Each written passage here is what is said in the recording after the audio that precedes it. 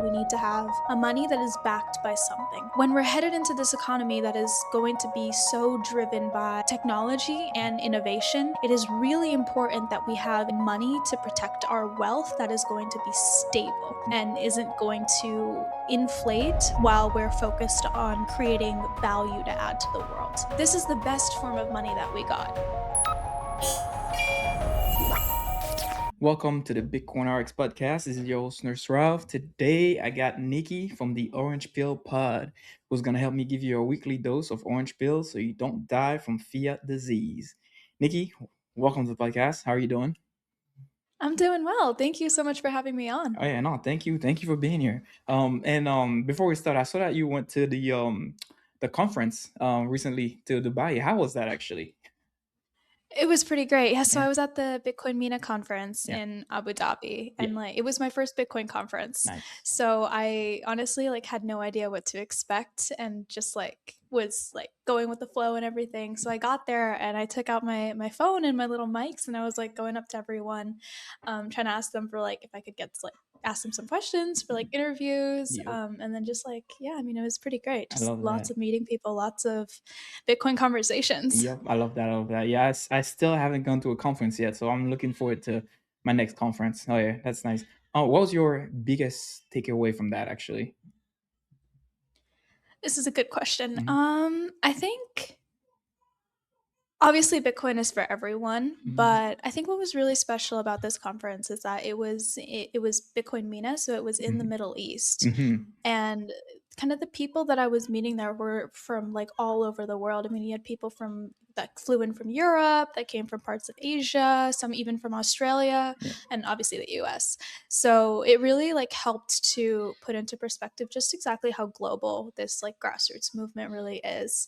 And I really really enjoyed that because I think talking to different people who came from different parts of the world, I had a chat with someone who came from Venezuela, Hmm. and obviously the economy over there is nothing compared to the one here in the US, Yeah. or even in Australia, as that's where I study.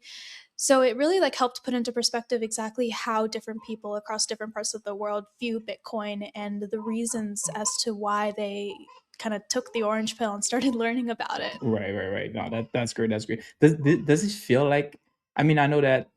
Does it feel different being there? Because I'm imagining like sometimes like when I'm like if like when I'm home in my own town, I'm like nobody knows about this. I feel like we're so early, but then does it how does it feel like being in a room just full of Bitcoiners? Does it feel how's the vibe there? Like what was it like? Because I know the last one in was it oh yeah, in Vegas, people were talking about how oh it felt like a more of a stable coin commercial style thing, but like what was the vibe like if you could describe it?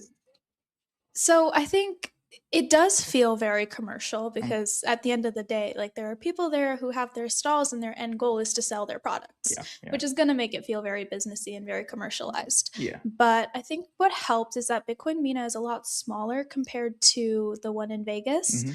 or even Bitcoin Asia. So it was easier to kind of stop people and talk to them and have these real conversations Yeah, about Bitcoin. yeah. But I will say, because you have the booths, because you have, people trying to explain and sell their product, it is Mhm. going to feel No, commercialized. But as with pretty much any yeah, conference, right? yeah, So fair enough. it didn't really feel like stable coin or stable coins or a crypto conference to me. It was very much like Bitcoin. Yep. I think there was just a really really big emphasis on mining as well because obviously the UAE is pretty big into mining. Mhm. So we had lots of companies come from Asia who were just explaining their products and the different miners that they have, which completely went over my head. That's just definitely Yeah, something that I'm trying to learn more about. But yeah, I yeah, mean, overall, it was a good vibe. It was a good experience, yep. and I wouldn't change a thing about it. I don't Oh think. yeah. No, I love that. The mining aspect of it as well is not it's not my expertise. So no, I feel you. I feel on that. And for the people who don't know you, can you tell us a little bit about yourself and your journey before Bitcoin? Yeah, so I run the podcast, the Orange Peel podcast, and I'm 19. I started it about 4 months ago, Mhm. and then the reason I started it was kind of I encountered Bitcoin when I was in high school. I was writing this paper And I was writing it on the global financial crisis of 2008 and kind of everything that was happening with the subprime mortgages and what happened to Lehman Brothers, and then how that kind of created the perfect environment for Bitcoin's emergence. And at that time, I looked at it from a very technical point of view. I was looking at it, as I guess a protocol as a technology is probably Mhm. the best way to put it. So I examined the blockchain, the SHA-256 hash function. I even looked at encryption and other things around that area. So I've like kind of been knowing about it since 2022, but I was like 16 at the time, so I really didn't care about much of the economic impact. And then it came back up again in 2024 when my parents, they've always been Bitcoiners or they've always been into Bitcoin, but 2024 they became Bitcoiners. Mhm. And this is when they started like recommending a whole bunch of books. So my dad was handing me The Bitcoin Standard, The Price of Tomorrow, Broken Money, Yeah. all these like really big ones, right? That Yeah. are like your gateway drug into Bitcoin. And then I was like, I didn't really pay much attention to it, and I didn't read the books at the time because I was like, "Dad, what are you talking about? Like, why do I Yeah. need to know this?" Yeah. Typical. But Yeah, I know. then, It's yeah, everybody rejects it at first, so it's all good. yeah.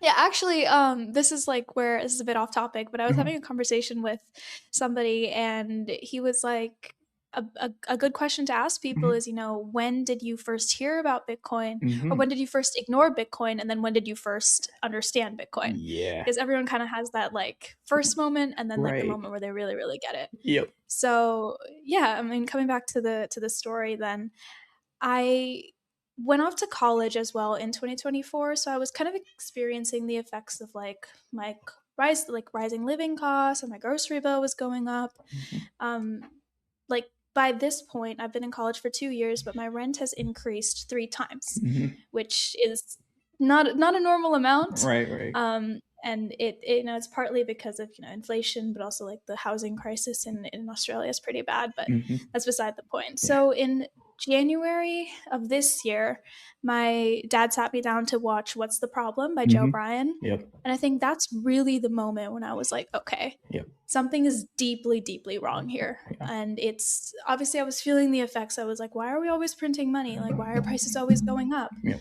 But when you watch that video, it really puts things into perspective and it like helps you understand exactly who's behind Yep. this. And then it obviously it the video touches on Bitcoin, but it's more so about like the Satoshis, right? It's more so about the idea of this sound fixed supply of money. And then there's like a little bit about Bitcoin at the very end. Yep. So I was like, okay, maybe my parents were right. Maybe this is something I need to look into. Mhm. Um, yeah, and then it just kind of since then I've been doing a bunch of research, and then in July I sat down and I was like, I think I should do a podcast Yeah. because I wanted to like really learn out loud Mhm. and like show that this is something that's really important for my generation. So started that in August, and now we're here. Yep. Yeah, I know that was like a bit of a long Oh story, no, but no, that's great. No, that's great. No, I love that video. What's the problem by Joe Rogan. When I first watched it, I did not appreciate it as much because I already like read a few of the Bitcoin books. So I was like, okay, this is a nice video. It's great. But then recently, me and my mom, we translated the slides in Creole. I'm originally from Haiti, so we I contacted Brian so we could have those slides in another language because he's been doing it in all different forms of language. And then when I was translating them, I realized like, wow, it really explains the problem like really well. Like it's just like the details into that video is actually like when I actually like just explain everything word for word, translating to my own language, actually thinking about the things that you were saying. I was like, oh wow, it's actually a really, really, really well done video to be honest. So yeah, I highly recommend it for yeah to newbies really. So no, I love that. I love that. And about how about your parents actually? How were they orange pilled? so I think they got like into it first in 2017 when Mm-hmm. the boom happened and Oh, everyone was talking about Bitcoin, like it was all over the headlines and everything. yep. So that's when they first got into it, and then I think they were very much they just invested in it and kind of Mm-hmm. forgot about it. Like they didn't understand the ethos or Yeah. really like what it was and why it was there. So then I think in like 2022, the topic came back up in the house again because I was writing my paper, Mhm. and my dad was had started watching some like media on it and like seeing things in the headlines as well, because of the crash that had happened around that time. So it was really 2024 when I think Donald Trump spoke at the Nashville conference, when they were like, okay, if the president or like the president to be or president elect, Right. whatever, presidential candidate Yep. is the correct word, Yep. um, is speaking about this thing, then it's gotta be important. There's got to be something behind it that we weren't quite understanding, Mhm. and that's when my parents kind of sat down and started really doing some research into it. Mhm. And then when they understood it, they went full force into trying to get my brother and I to understand it. Yep. And I mean, now I think it's safe to say that all four of us, like we've pretty much taken the orange pill. I Right. mean, we are full believers in Bitcoin, and more than just the number go up, like the ethos of what it stands for and the reason why it's here. So yeah, I Yeah. mean, it with them as well. It was like that first moment, and then Mhm. like the second, but it was really like it goes to show that you don't understand Bitcoin until you actually sit down to do the work or do the Mhm. proof of work Yeah. and try to understand it, Yeah. which I think is, a message that we really need to get out there. Yep, So, yep, yep. It does take a little bit of time. Like it's like you have to spend some time, like a few hours, just to read a book, listen to a few podcasts. Like you can't just it's it's not like too easy to understand. But like once you actually take that initial step, like that, I mean, to me, it was the Bitcoin Standard. I read that book and I was like, whoa, this is insane. Okay, I need to learn more about this. So 100% agree. And then if you're in a room full of nurses and you had like about 10 minutes to explain the problem and how Bitcoin can be a solution for them, what would you tell oh gosh, okay. Let's see. I think the way I'm going to answer this might be a little bit different because the them? majority of the like nurses that I'm around are nursing students.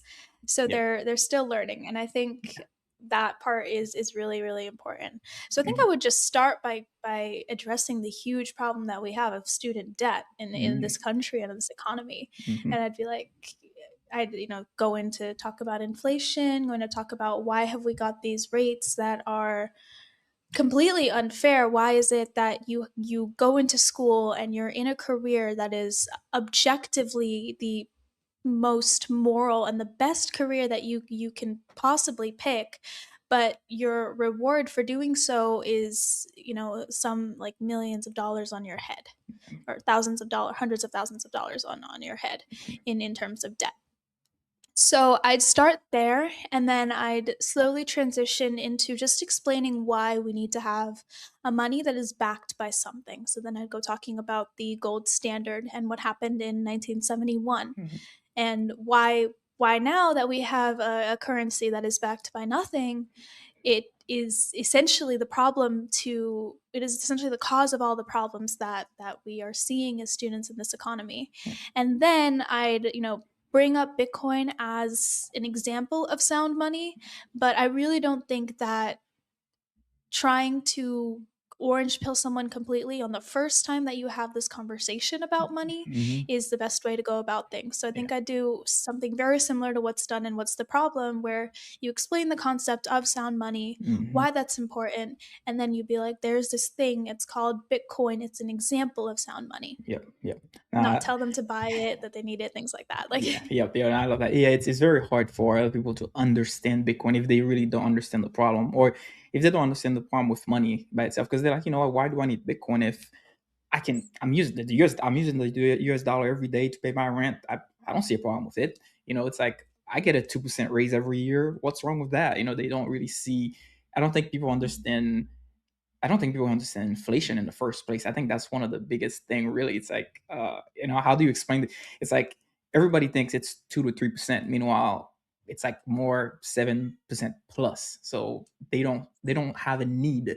They don't see a need for it yet. So no, that's fair. That's fair. And let's talk about Gen Zs for a second. Like, what do you see any other hope for Gen Zs other than Bitcoin so far? Actually, To be honest, no. Yeah. I think Yep. that might be, a bit too hasty here, but I Mhm. I really don't, and Yeah. that's part of the reason why I'm so convicted with Bitcoin is because we've this is the best form of money that we got. That's Mhm. not to say if tomorrow something pops up and it's better than Bitcoin, Yep. I'm not gonna like give it a chance because I believe Bitcoin is the end all be all.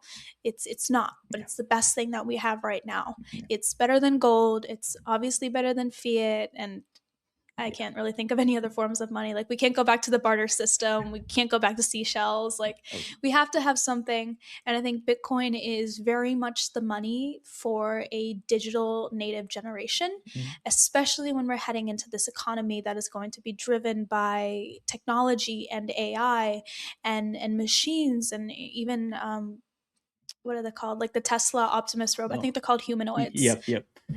as sources of labor. Yeah. When we're headed into this economy that is going to be so driven by technology and innovation, Mhm. it is really important that we have a money to protect our wealth that is going to be stable Mhm. and isn't going to inflate Mhm. while we're focused on like creating value to add to the world. Yep. So that's something that I try to emphasize on my channel as well. It's very much, using these tools like AI and machine learning Mhm. or whatever it is to figure out what your purpose is, what your passion is, and use, what to kind of create something and add value to the economy beyond just thinking, going to a 9 to 5 corporate job is going to be the end all be all. Yep. Why don't we try to build something?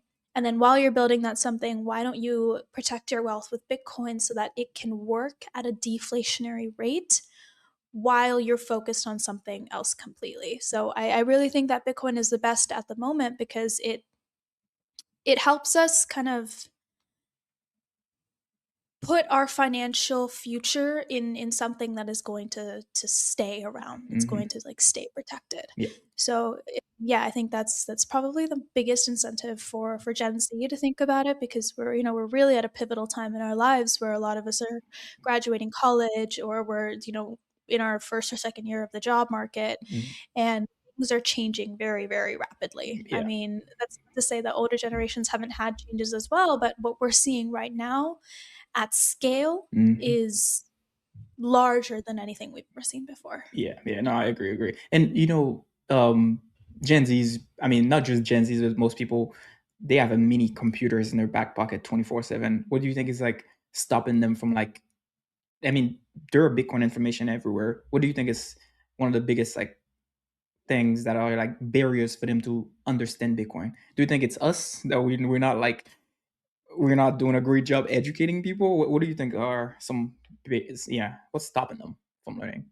I think the biggest problem here is actually, it might seem like there's a lot of Bitcoin education to us because we're already in this bubble and already in this echo chamber. Mhm. But, it's important to recognize that Bitcoin really is an echo chamber, right? Like the Mhm. normal Gen Z, the average Gen Z who knows nothing about Bitcoin, knows nothing about the blockchain or anything surrounding this, topic of conversation, they don't know anything. They don't see any media on, Instagram or TikTok or Reddit or whatever that is talking about Bitcoin. Occasionally it pops up in the news when you see Bitcoin down to 86K or Bitcoin up to 126K, Yeah. but that doesn't mean anything to someone Mhm. who doesn't have any money. Yeah.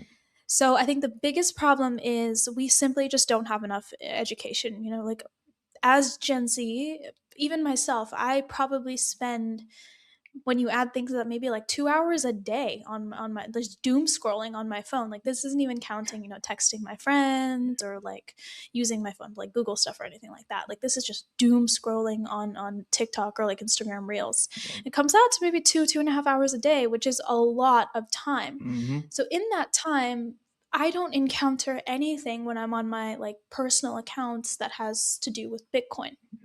Yep. That says a lot. If I saw maybe 5 or 8 videos that touched on Bitcoin, Mhm. there would be some curiosity ignited, and I probably would, head over to Google or head over to ChatGPT and try to find out what this thing is. Yep. But because simply there's just nobody talking about it Mhm. our worldview, it's something that's completely looked over. Yeah. And that's not to say we don't have, like crypto influencers or finance influencers that Yeah. talk about Bitcoin, but when they talk about it, it's very number go up, number go down. Mm. It's very you can use this thing to get rich. Yeah. And again, it's important to remember that the average Gen Z doesn't have any money. Yeah. Like we're still in school. Even myself, right? I only buy Bitcoin from what I can save out of the month, out of the money that I get for every month for living expenses. I try to save up what I can and put it into Bitcoin at the end. Mhm. But it's hard Yeah. because we're not making any income and we're focused on studying, and there's another huge problem of just the fact that my generation is obsessed with instant gratification and has this huge spending Mm. issue.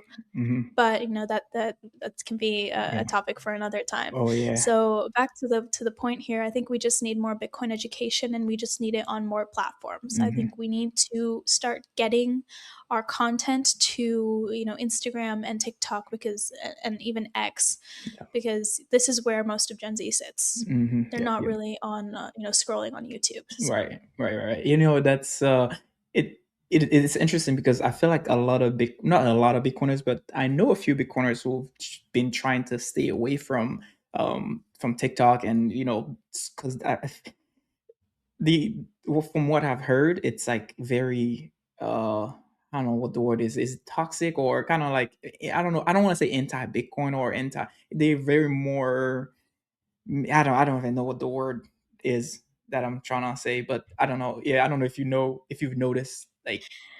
I think I think one thing is TikTok itself is also an echo chamber, right? Mhm, It's the same way X is an echo chamber and the same mhm, way Instagram is. So that's something that we have to keep in mind when we're, getting our information on from social media, or even when we're on social media. We have to keep in mind, where are we seeing what we're seeing, and what is the majority this narrative mhm, of content that they're pushing out, of things that they believe, the morals that they align with. So I do agree that TikTok and Instagram, because of the morals and subsequently the political party that they align with, it tends to be very anti-Bitcoin. mhm, And this is a reason why a lot of Bitcoiners are only on X and mhm. Nostr, Yeah. because they're like, this is what fits with us. This is where we have the community. This is where we can talk about it openly and freely. And I do agree that that's important, but I also think that that's not how you reach the majority of people. And that's okay if your personal goal is not to orange pill others, but if yours is, as you and I make content, we make it for the purpose of showing people Bitcoin and introducing them to it. We have to go where the majority are. Yeah. And the majority, as unfortunate as it is, tend to be on these social media apps. Yeah. Yeah. Yeah. Okay. Well, I guess you'll see me on TikTok now. So, yep, I'm gonna have to. I'm gonna have to. And now let's talk about AI. Actually, AI and jobs and stuff like that. I don't know if you've seen like I know you mentioned that earlier. I don't know if you've seen the recent reports of like how when ChatGPT was first released, and how like the job openings just started like declining and stuff like that. Like, as as a Gen Z, like how concerned are you about AI and jobs in the future and stuff like that, or are you not? Honestly, I mean, I'm very concerned, or Yeah. I was very concerned. Mm-hmm. I think leading up to first the introduction of ChatGPT, and Hmm. then coming into maybe like November of this year, I was very, very concerned. I mean, Hmm. so I'm studying computer science, and that is one of the fields that, like, when you look at the list of jobs that are in danger, software engineering Yeah. tends to be like number one or number two. Yeah. Everyone's like, we're not going to need you to write code anymore. And it's like, Oof. okay, that's terrifying. Yeah. Number one, why am I paying so much money to get this degree then? Number two, what am I going to do after college? I Mm. graduate next year in December, so that time is coming very, very Hmm. quickly. Hmm. And you've just got this constant fear of your mind of, okay, how am I going to get a career? How am I going to make money? Yeah. So I have conversations with my friends who are also doing computer science about this a lot. Hmm. And the general consensus is like, we just have to try our best. Like, we honestly just have to open up those like coding interview prep books and just like hammer it in. Yeah. But Now, I think since starting the podcast and doing a lot more research into it and talking to people who are both pro AI and anti AI, Hmm. I'm starting to realize that even though we're going to see the decline of certain jobs, Yeah. we're going to see other jobs Yeah. being created, Yeah. because this is something that just happens when new technology is introduced, right? Yeah. When the internet was introduced back in the 90s, but Hmm. even before that in the 60s and 70s, everyone was like, so many jobs are going to go away. Right. But what happened when the internet was introduced, we saw the introduction of so many new ones. I Yeah. mean, you can basically go in to say that majority of the tech jobs that are here were created after the internet was created. Yeah. So that's the way that I tend to look at it. And then going back to the thing that I was talking about earlier, where this really pushes for entrepreneurship Hmm. and Gen Z to think about creating value and building something to add to the economy and add to the world. Yeah. So I think that's something that is really, really cool, because basically for the first time in history, we're entering a time period where we've got efficiency like no other. I mean, like never seen before. Hmm. And we've got this incredible thing, Bitcoin, that can help you protect your wealth and take care of your financial future while you go off to pursue your passion, Yeah. while you go off to try and build something of your very own and make a brand, make a name for yourself. Because I do think that going forward, we're going to see a very different job market. And the Hmm. most important thing is going to become building. It's going to become entrepreneurship. It's going to become, what are you passionate about and how are you using your skills to make a change for the better in this world. Yeah. Yeah. I love that. I love that. And about you personally, is there something that you are already thinking about building, or is that still? So I think at the moment, Mhm. I'm very focused on my podcast, Yeah. because that was obviously I started that back in August with the intention of, documenting my learning journey and being able Mhm. to talk to people, and subsequently, explaining Bitcoin for Gen Z to understand. Mhm. But now that the podcast has been here for, 4 months and I'm headed into 2026, I do want to take a little bit of a pivot and maybe, start talking about things like AI, things Mhm. like machine learning, and what's going to happen with the job market, and just start pivoting a little bit and make it less, Gen Z, we need to make wake up, more so, these are all the things that are happening in the world. These are the topics I want to learn about. Let's go scout some people that are knowledgeable on these topics, and let's interview them and bring them on the show. So that's kind of where I'm headed, I think, for this year, or for 2026 and 2027 Mhm. with the podcast. But after that, I have some goals in my mind. I really am inclined towards tech entrepreneurship, because at Yeah. the end of the day, Mhm. computers and AI and machine learning, like these are the things that I'm passionate about, and I do want to, stay in touch with these. So while I enjoy doing the podcast and I enjoy talking to people and making content, I also want to make sure that I don't lose touch with the nerd side of myself. No, that's fair. That's fair. That's fair. Yeah. Oh, I feel like the AI and Bitcoin are like, it feels like these are like the two probably biggest topics right now to kind of like, especially go in the next 5 to 10 years. I mean, even 20 years. I mean, I don't know what else is more important to like focus on right now. Really. I mean, even as a computer science degree. I mean, I don't know. It almost feels like you can't. There are going to be a lot of jobs, like you said, that are going to be taken away. But if you understand how to use AI as a tool to benefit yourself, I mean, you can create a lot of great things. So no, I 100% agree. Yeah. And I was gonna say, in 20 years from now, you're gonna be like 39 ish. If Bitcoin stays decentralized and secure, you probably will be a very wealthy woman. How do you see the world exactly, if you had to take a guess? In 20 years, Yeah, if Bitcoin stays I decentralized and think, secure, of yeah, course, who knows? okay. This is a really, really good question. Mhm.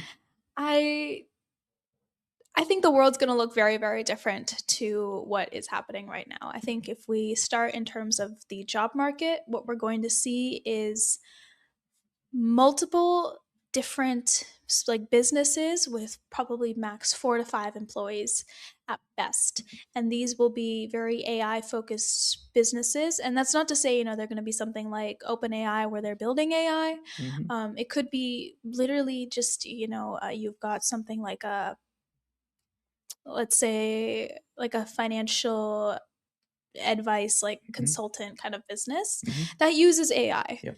It's just going to be things like these. So we are going to see a lot more people being entrepreneurs, a lot Hmm. more people being like, yes, I built this thing.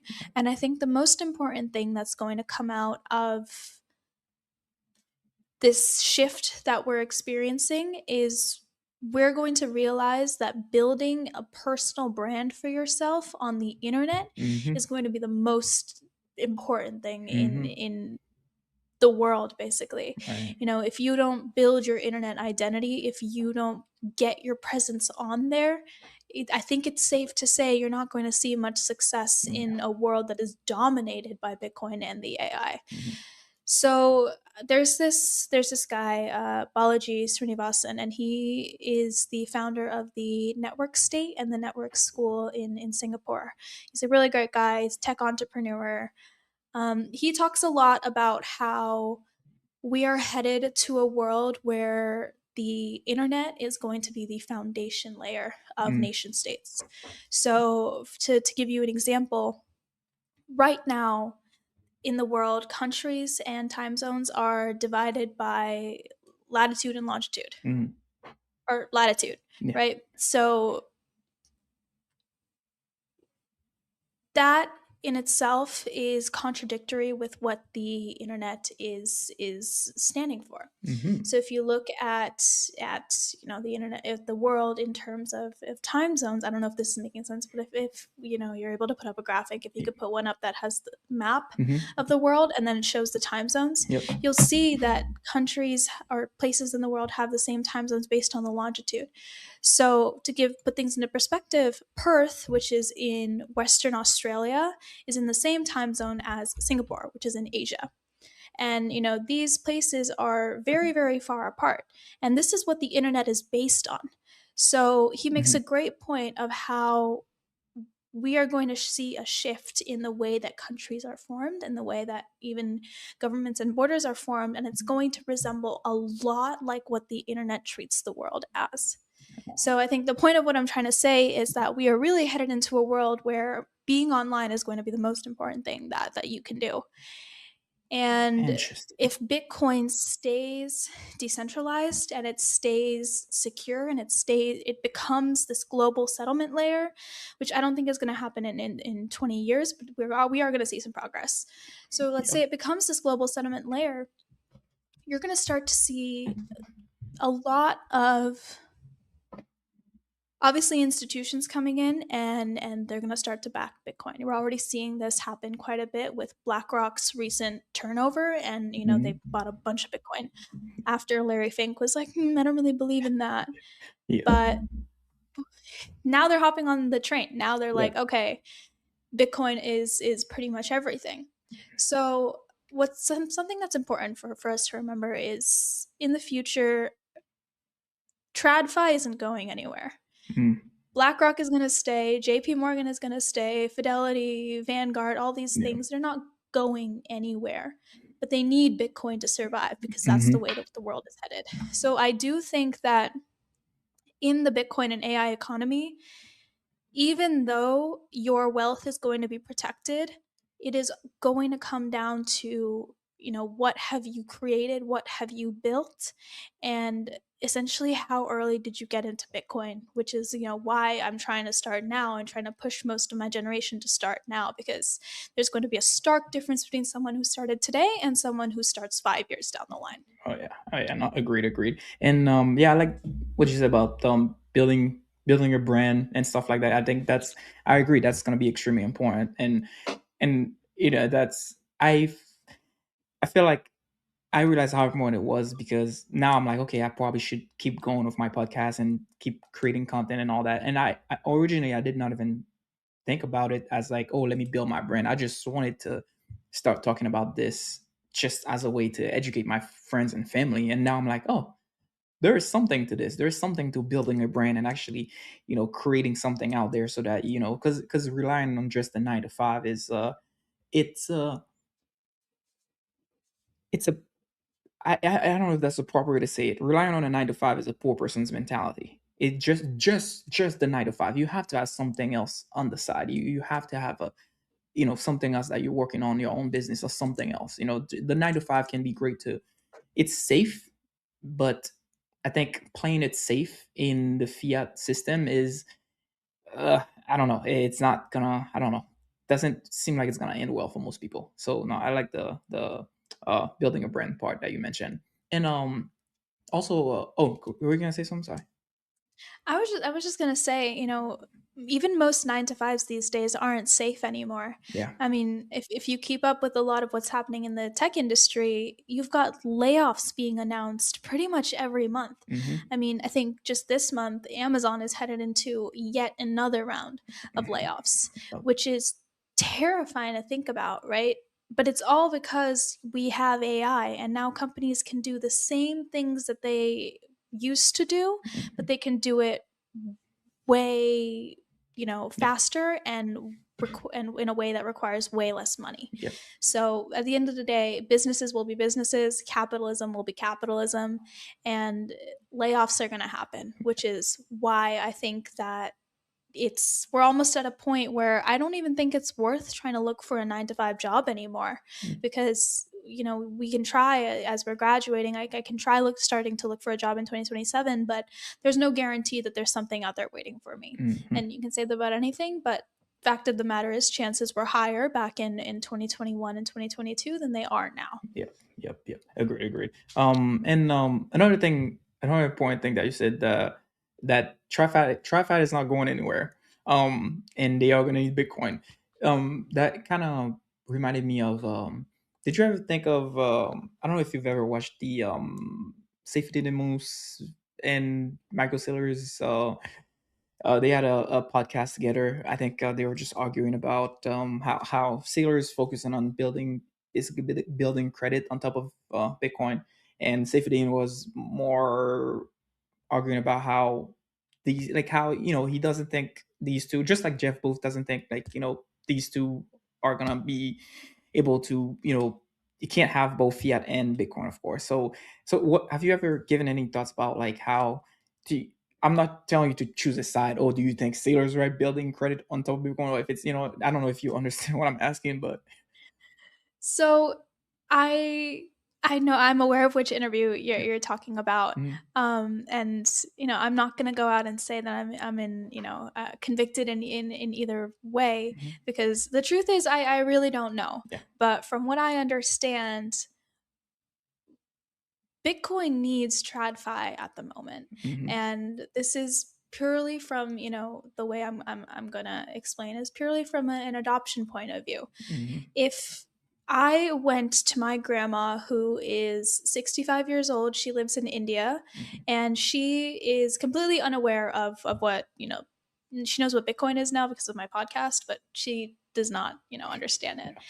And she's completely unaware of the blockchain and all these things. And to an extent, she doesn't really know about index funds or S&P 500 or anything about the stock market.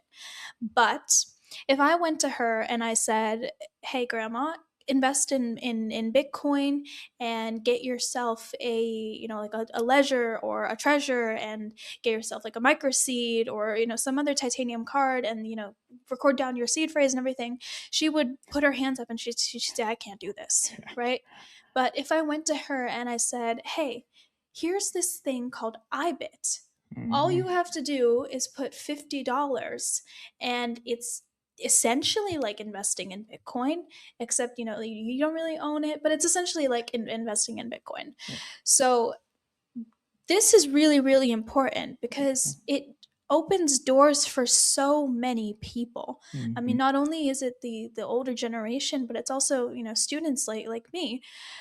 Bitcoin requires so much time and energy to understand in Mm, order to, understand self custody, self sovereignty, or even blockchain and mining. You have to put in so much time to do the work and do the studying.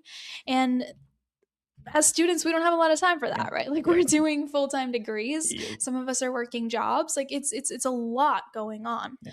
But if I went to one of my friends and I was like, okay, I know you don't understand Bitcoin, but here's BlackRock. You know BlackRock Mm. to an extent. You're kind of forced to trust BlackRock. It's not like any of us really trust Right. BlackRock, but we're forced to Yeah, trust right, them. right. They own everything. But they have this thing called iBit. Just invest in that, and you can do this, like within your Roth IRA Mhm. as well. This is a really, really big step in the right direction. Yeah. And I know that, that kind of goes against the ethos that Bitcoin should be separate from fiat. But the Mhm. fact of the matter is, if we want it to become this global settlement layer, we need TradFi. Yeah. We need Yep. institutions. Yep. Yep. Yeah. I'm not gonna disagree with that. I believe so. Especially, it feels like now, um, there's. I feel like retail is gone. There's no, like, nobody. It feels so different than, like, I started saving, or I guess investing in Bitcoin in 2019, and I just remember there were so many more people talking about it back then. Now it's like you hear, like, the big institutions are going in, and then nobody else cares. I don't know what happened. I don't know what happened there. It just flipped. And everybody was expecting, the regular people to jump in and have a massive bull run, but nobody. I don't know what happened this year. It's feels feels different for sure. Yeah. And I think it was gonna feel different because at the end of the day, the money sits with the institutions, Hmm. right? Yeah. They hold pretty Yep. much all of the wealth Yeah. in the world. And, retail could only go so far. But in Yeah. order for Bitcoin to grow from here, it needs to have institutional backing. Yeah. So I think that's what happened. And then also you had all these institutions changing their stance, right? Yeah. Once they changed their stance, money went in and Bitcoin was just pumped and then it fell and then it was pumped again and Yeah. whole thing. Yeah. Oh yeah. And are there anything that currently concerns you about Bitcoin? I know you and your family all in. Are there anything at all that's just, like, kind of puts a little question mark in your mind? Do you ever think you are wrong about Bitcoin? Do you ever question anything at all about it? I don't think, we're wrong about Bitcoin Hmm. per se, but I will say that I don't a lot of people like to argue that Bitcoin is going to help things like wealth inequality Mm.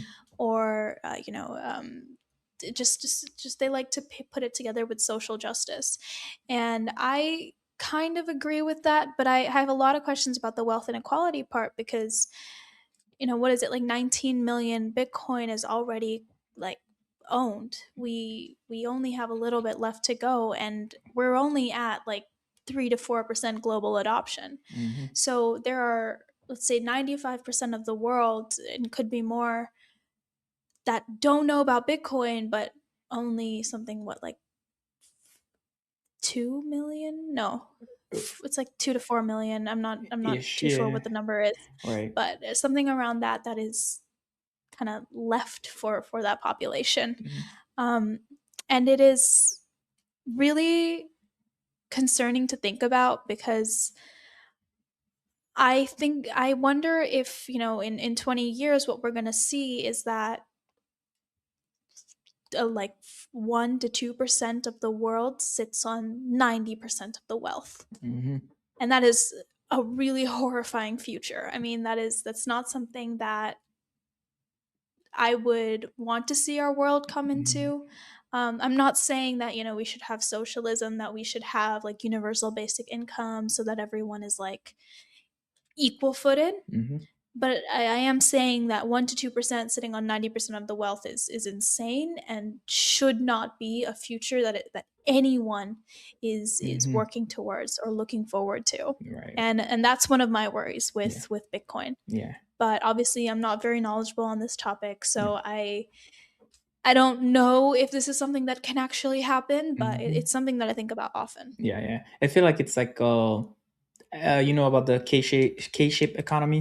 I feel like it's like we still will have a K-shape economy. I feel like, but then the K-shape economy, if we do transition to a sound money, that K is going to be it's going to start to slightly, you know, there will be poorer people, of course. That's just, I feel like that's inevitable, and I have a feeling that we will have people on like UBI, stablecoins, all of that probably will come because people still don't understand the problem. And but then eventually, I think that K is going to start to, you know, like squeeze together. I mean, that's what I think. But then I don't know. I'm no expert into this thing. I'm just a nurse. I have no idea. These are just my prediction. I have no idea. um and um and then other than the no, number grow up technology, how else has Bitcoin changed you? I think the biggest thing since discovering Bitcoin is, I've talked to a lot of people and I've seen how Bitcoin just took care of them financially. And, they had time to focus on things like their family and their health and their passions, the things that they wanted to do. And this is something that is really, really inspiring. I mean, I look at my own family, I look at my parents, and now since discovering Bitcoin, they've also discovered going to the gym and looking after their health and, eating clean, eating, food that is unprocessed, making sure they're hitting their protein goal every day and including their vegetables, all of that stuff, getting time outside, spending time with their family. It's less, they're less worried about needing to climb higher in their, corporate tech jobs. And now they're kind of like, you know what? It is what it is. Like we have Bitcoin that takes care of you financially, and obviously, you still need a stream of income, but they're less stressed. Right. And that in itself has been so inspiring, and that, goes and aligns with what everything that I've said about the Bitcoin AI entrepreneurship. Bitcoin will take care of me financially in the same way if I, set myself up right in Mhm. terms of saving and investing in it. And then I can go on to pursue my passions and to, try and work towards fixing some of the problems that I'm seeing in the world. So that is something that I think has been the best thing about discovering Bitcoin, just discovering that you have this option of something that will be stable in an inflationary economy, or stable, but also like will do better because it's Mhm. deflationary. So something that is not going to hurt you. You just have to have the conviction to believe in it, give it a chance, and understand it. Yep. And I mean, it's been pretty incredible. Yeah, I love that. I love that.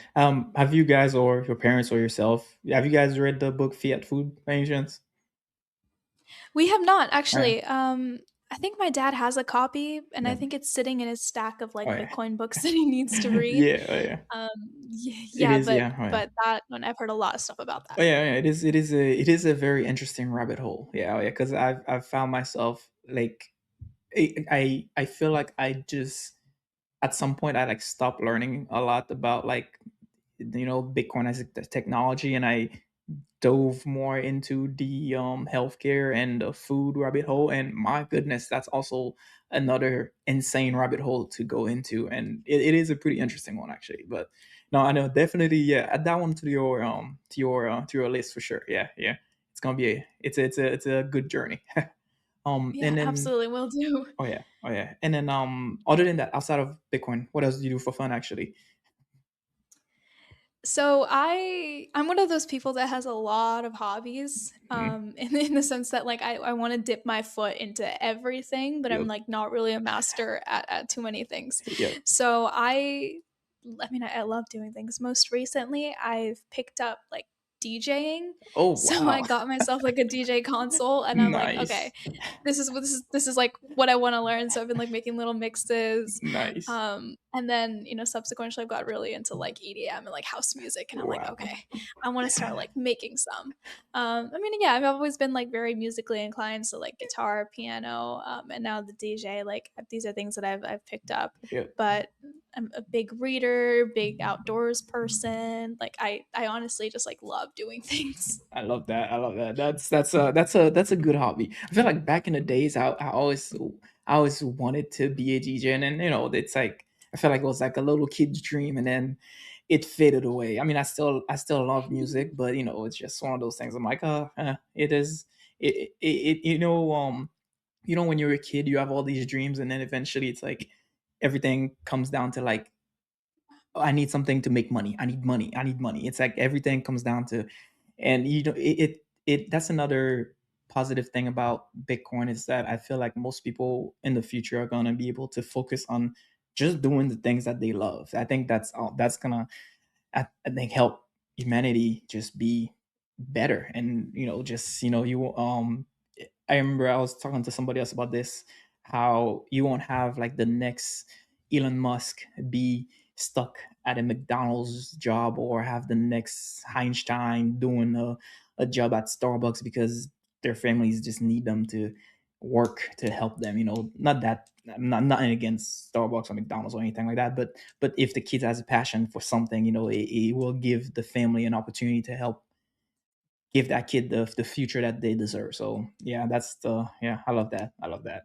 And Yeah, I mean, absolutely. oh yeah, I was gonna say, like, it's never too late to mhm, to pick up a console and start DJing. yeah, I'm forgetting the name of the CEO of Goldman Sachs, but his mm, part-time job is that he's a DJ, and I think he's in his, like, 60s or 70s, yeah. but he's still doing that. Yeah. So, you know what? Now that you've got Bitcoin, like, I'm hoping to see DJ Nurse HODL out Oh, there. oh God. Oh no, I don't know about that one. I don't know about that one. I need actually my thing would be coaching, to be honest. Like I did coach. That's the other wonderful thing about Bitcoin is that like I could have worked an extra like maybe like an extra 2 extra hour shifts at my job, but instead I chose to coach on the side instead because I actually enjoy coaching soccer. So I'm like, let me just do that, and it actually brings me more joy to help kids improve their talents and stuff. Like that's just, I mean, although it's not like I'm making a lot of money coaching, but it just that's my passion. So I think I think there will be, I don't know, I do look forward to seeing the world in like where people are less stressed and doing fun things. So you have to let me know when you're doing your next concert and stuff like that. I need to see all of this. Oh yeah. I still have a long, long way to go before I can play in front of Yep. people, but one day, Yeah, one day. hey, all it takes is one. So, just, you can do it. You can do it. And then I have one last questions for you before we wrap up. I know you're only 19, but if you could go back in time and give your younger self advice other than buying more Bitcoin, what would you tell yourself?